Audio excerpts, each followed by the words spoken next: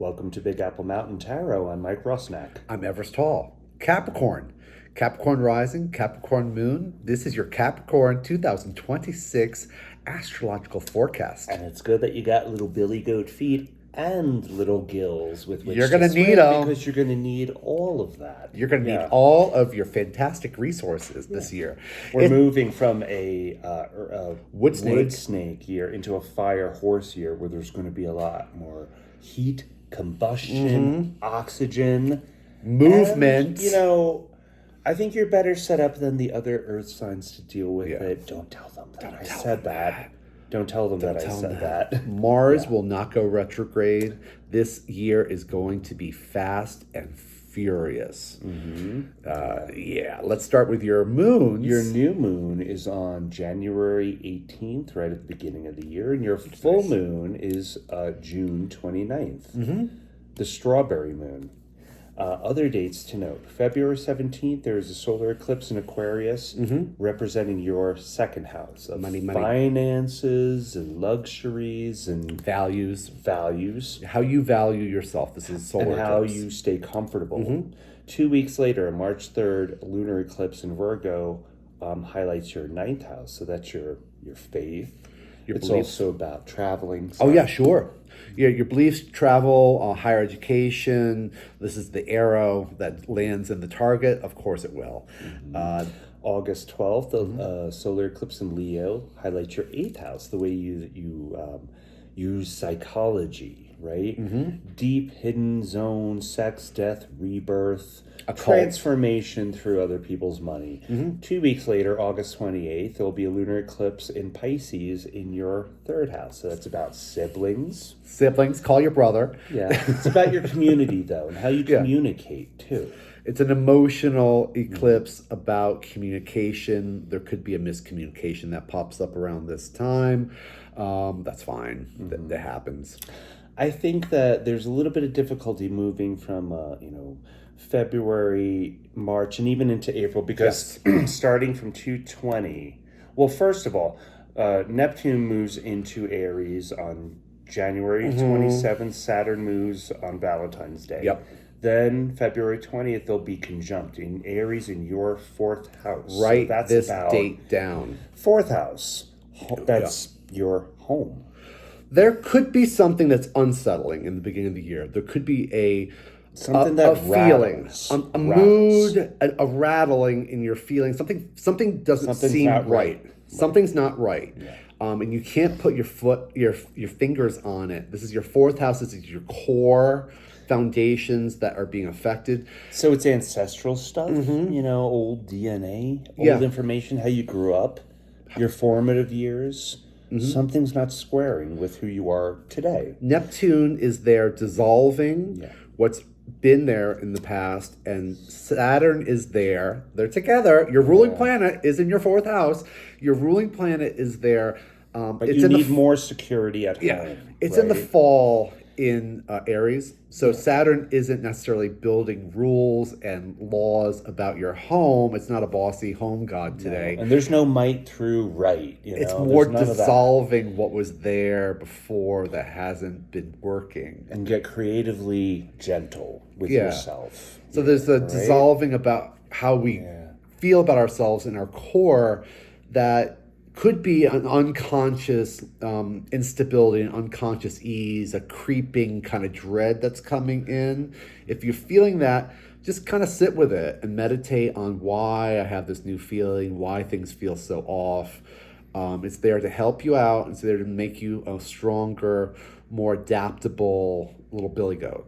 And this year may feel like one step forward, two back, because Saturn, your planet, will retrograde in Aries from July 26th through December 10th. So that's like half of the year you're going to be in retrograde, reviewing, reevaluating, reassessing, reflecting. Your home. Yeah.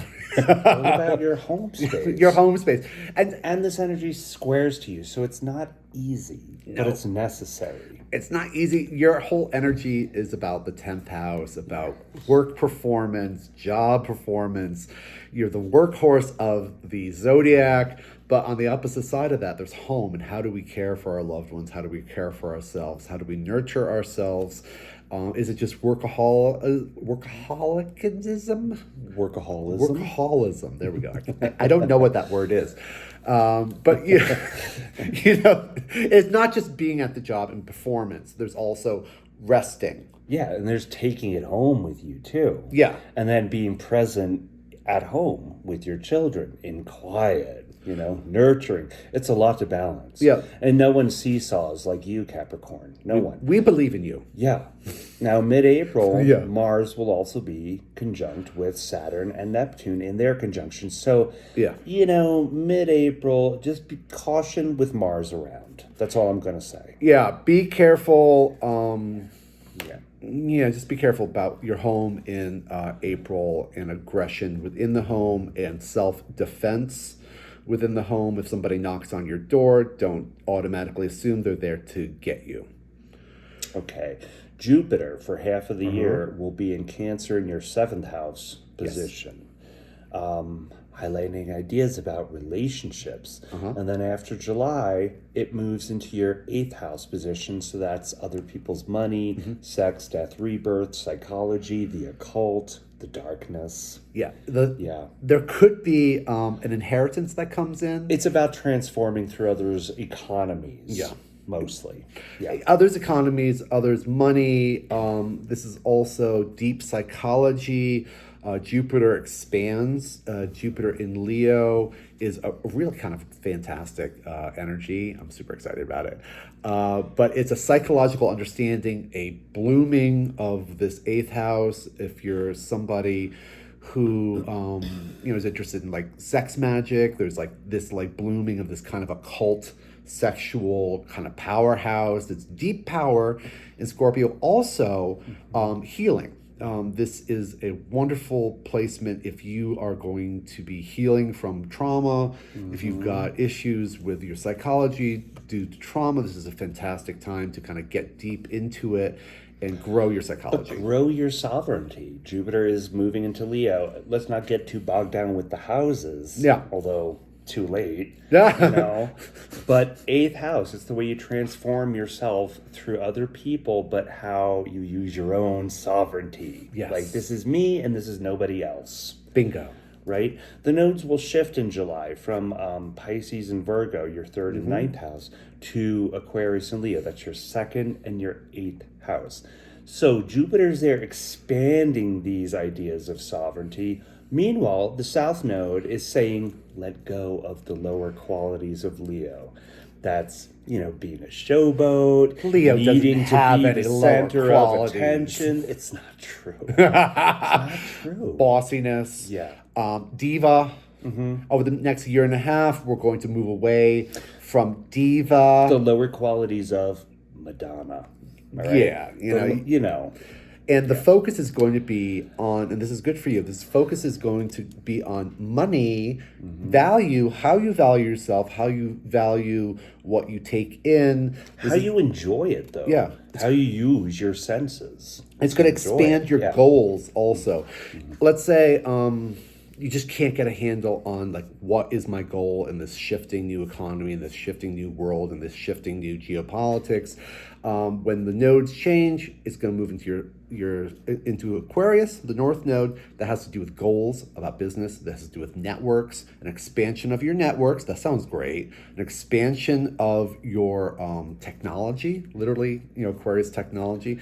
It's also, Aquarius is a real kind of like, happy social energy. So maybe more friends, more networks, getting out more, working with the community. A little bit more online, a little bit more tech, a little more outside of the box, a little bit more quirk.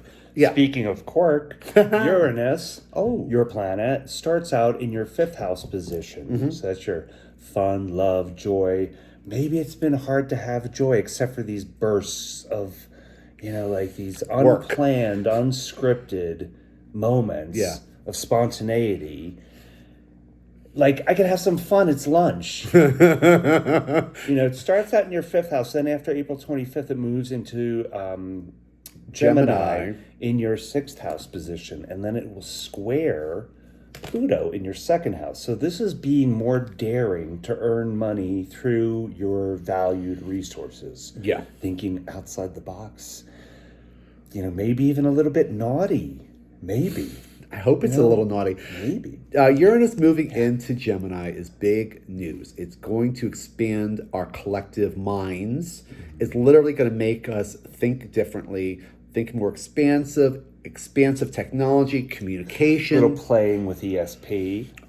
ESP is emotional. Yeah. Also, there could be a disintegration of the corporations which control our media, and Don't threaten me with a good time. I know, perhaps it's an 8-year transit, so it takes a while, but there's going to be a change in our mentality, an expanding notion of the way we communicate, and then there's a trine, a very helpful trine with Pluto in the second house, money, Second and sixth, so it's your routine, and it's how you enjoy yourself, how you value your time. Yes.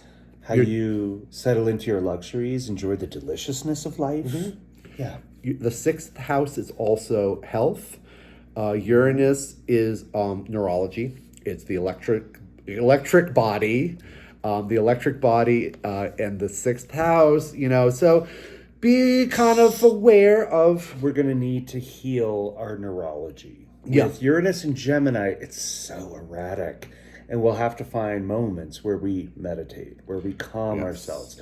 Because what we're seeing is going to be too fast, too fiery, too dramatic. We're going to have to take 5 just to come down so we could process better. Treat your nerves and your brain like a brand new baby. Be very gentle and very kind with it as you are working your butt off, trying to get all this done and balance your home and your career. Do take time to care for your mind and your nerves and your neurology. Special stretches, like ice baths. You kind of get the idea, but the nerves literally could be frayed by this energy. So take 5. Chiron has spent a long time in Aries, in your 4th house position, squaring to you. So there's been this wound that you're aware of that is at home. Yes. Right? Yes. Something's just not right at home. I don't feel settled. I don't feel nurtured. I don't feel supported. Something's not right. My family's not happy. June 19th through September 17th, Chiron moves into Taurus in your 5th house position. So that's more about healing through creative expression, having a little bit of joy, making a little bit of love, making some children. Making some babies. It's a great time to make babies. But healing through creative expression and expansion. A great time for art therapy. Everybody is an artist. If you can talk, you can sing. If you have hands or feet or a mouth, you can draw and paint. There's 1,000 million different ways of expressing yourself creatively. Everybody is creative and everyone has an expression and everybody's an artist. This is a wonderful time to get deep into your silliness, your goofiness, your color. To act quicker than you can think about acting. Yeah, so you can't talk yourself out of it. You're going. Not planned. Yeah. But an expression of joy that heals you. Beautiful. Mm-hmm. And it's about values transformation. Yeah. Through your 2nd house and your 8th house. Right. Yeah. And that's from July on. Now, what else? Venus? Venus retrogrades, yes, at the end of the year. Mm-hmm. Right? Yep. In October, November, December. Yeah. Venus is going to be in Scorpio. Scorpio in your 11th house position, right? 11th house. Then it will move into Libra. That's your 10th house position.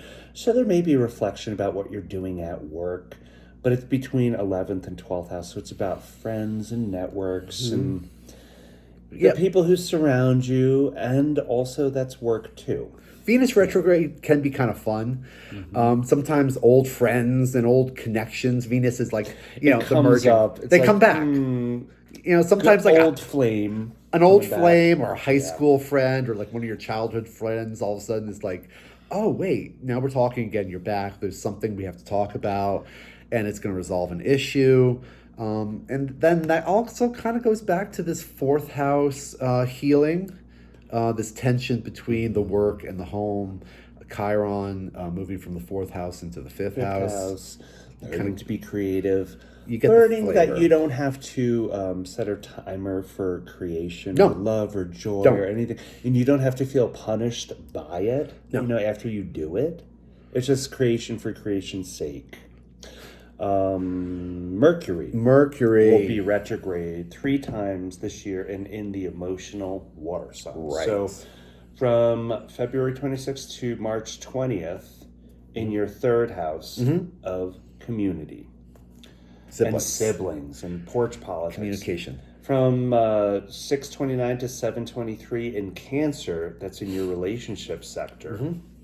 So reevaluating what's going on, Reassessing, at home, readdressing in your relationships. And then from October 24th to November 13th in Scorpio, in your 11th house position. So that's friends. goals. Yeah.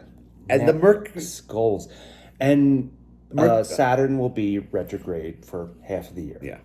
What's interesting about the Mercury retrogrades is that they're all in water signs. The bigger planets are masculine energy right now, so there's a lot of masculine energy. Fire and masculine. Our thoughts and the way we communicate and our intelligence is going to be put back into water signs. That will make us a lot more compassionate, empathetic, and realistic about other people's emotions. And Jupiter has spent all this time in Cancer in that 7th house position softening your empathy. Softening your empathy and encouraging not just empathy, but emotional telepathy. Telepathy is emotions. You feel it. You feel when someone's unhappy, and you feel it when the house is off. And that feeling is part of this unease and this unsettle that the year is going to start off with. Listen to those clues, listen to the emotions that are coming in. It's not all worksheets and memos and emails. There's feelings involved and unspoken realities. And this is all kind of, there to help you grow. I think it's a good year for you. I think it's really going to grow a lot. Fabulous for you? It's fabulous. Yeah, the earth signs and the water signs will grow, I feel, more than the fire and the air, which may have an easier time of it, but you're going to get the benefit of the growth. Yes. Yeah. So congratulations. Yeah. You are nothing without your boundaries. Yeah, seriously. And with that, we love you very much, Capricorn. We love you very much. If you would like us to get more into the details of your personal horoscope, we're happy to give you a reading for whatever you like. If you want to support us on Patreon, and or I'm going to buy say, me a coffee. We sweat you. We can't be you. Only you could be you. We can't do what you do. Oh, I know. I sweat Capricorns. I totally do. Yeah. So we don't understand how. I don't know how you guys do it, but you do it. You do it, you guys and gals. So there you go. Have a great day and a great 2026. Happy 2026. Thank you so much. Bye-bye.